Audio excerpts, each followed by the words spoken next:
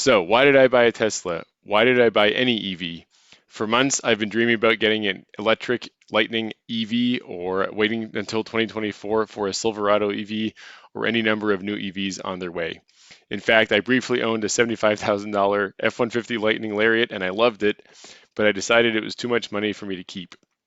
Looking at what it takes to buy a new vehicle in terms of taxes, insurance, and depreciation, I started looking for cheaper old generation EVs like the Focus Electric, the e-Golf, the BMW i3, and so on.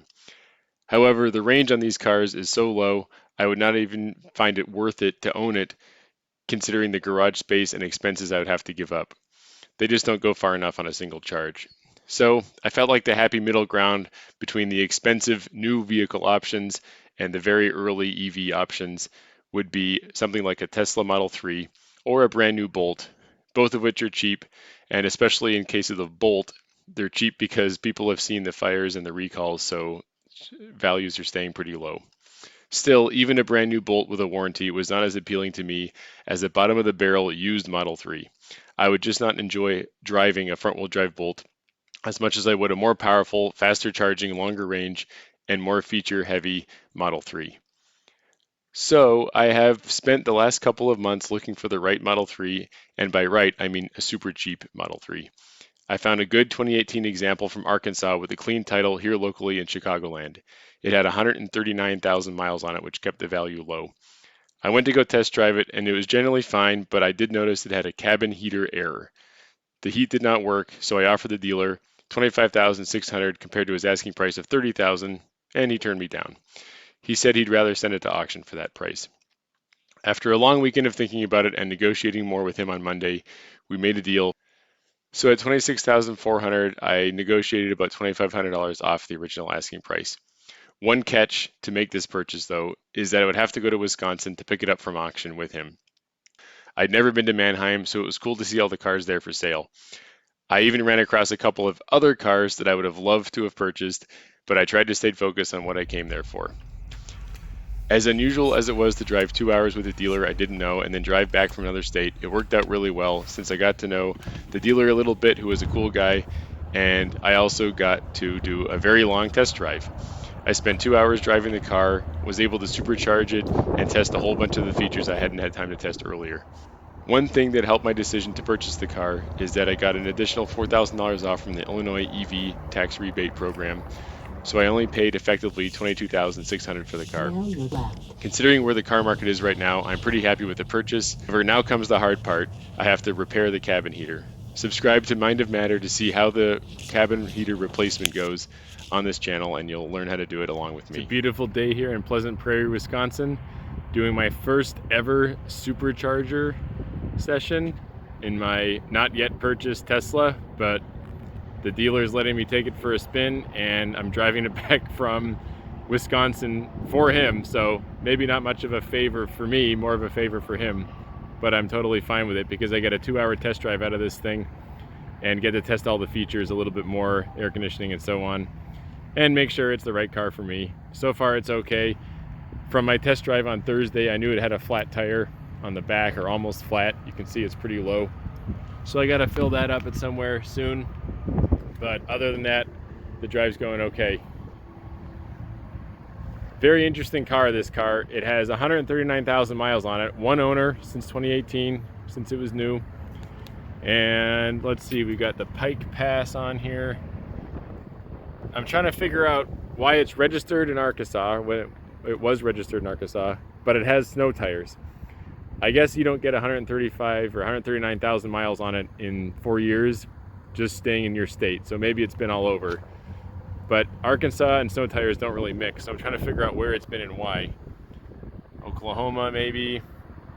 E-Pass, I don't know where that is. I'll have to look where that is. It's not Easy Pass, but E-Pass. But you can tell it's got, you know, more miles than most. It's got scratches and dents. It needs to be cleaned, but look at all the road damage, you know, from rock chips and stuff. I don't personally care, but that would be something that would hold it back in a typical retail purchase environment. I did not test the lights yet. Maybe I'll do that next, but I'll give it a bit more juice. And I have to get back to Carroll Stream, Illinois, where the dealer is. Right now it's saying if I did that, I would get back at around 32%, probably about 35% by now since I've been talking, which is plenty, but then I want to drive it home. And it also does not come with a charger, so I would want to make sure it has enough charging to get back to my house and sit around for a while I order a charger or drive to another supercharger station near my house. So get a bit more juice there, fill up the tire, and then head home. Well, we started out around 105 kilowatts charging, about 450 or so miles an hour. It's gone down since, which I'm told is normal. The battery was preconditioning before I got here, which is awesome. It's about 30 degrees out today. Actually 44 already. But still, I guess I can show that it is supercharging, which was the main goal of me coming here to charge. And it is supercharging, although maybe not as fast as I would have hoped. I don't think I'm sharing a stall with anyone. I don't quite remember how to check that to see which stalls are being shared and which ones are not. But maybe I'll go to another charger just to see if it makes any difference for experimentation purposes. But so far on this charger, it's not so bad and good enough that I would be okay buying this vehicle. All right, well, it accelerated back up to 86 kilowatts, so no faster at this next charger, but I'll let it sit for a bit. It's charging plenty fast, of course, for me to get home to Chicago. Excited to drive this thing. I'm guessing I'm going to end up buying it. I tested the AC. It worked great. I got a couple other things on my list to test that I didn't test the last time I drove it, but I'm going to test those out on the drive home. But so far, so good. It's looking promising.